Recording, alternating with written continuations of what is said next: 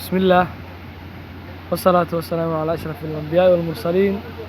سيدنا محمد وعلى آله وصحبه وسلم. ومالين أحد مقالة كسمايو حبتي على اللي هوتيلك اللي قيل مواي أيان قربت كو عصرية سنة يا إلهي بكم محسن وادو جدان بدي أو نعاو قبو أي كسر دعيسو معان ودن كني هوي سوماليا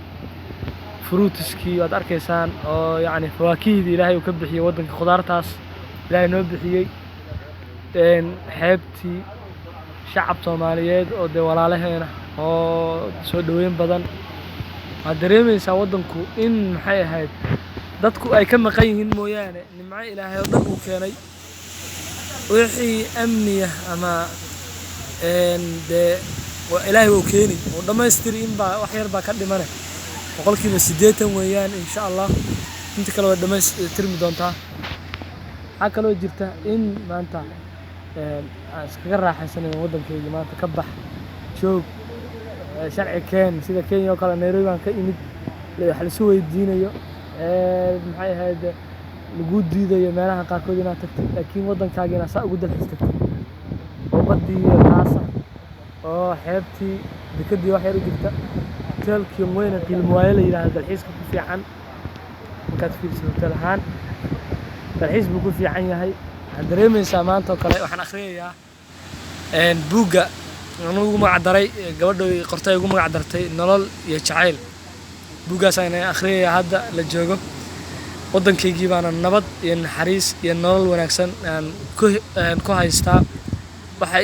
ii dhimanna Ilaahay ugu dhameystiri doona haddii la yiraahdo jacayl aad hageysaan u horseeda guusha nolosha iyo jacayl waxaan dareemaysaa in nolosha macaankeeda iyo haday noqoto kalgacaylkeeda horumarkeeda waxa lagu gaaraa zawjad baariyada raaliyada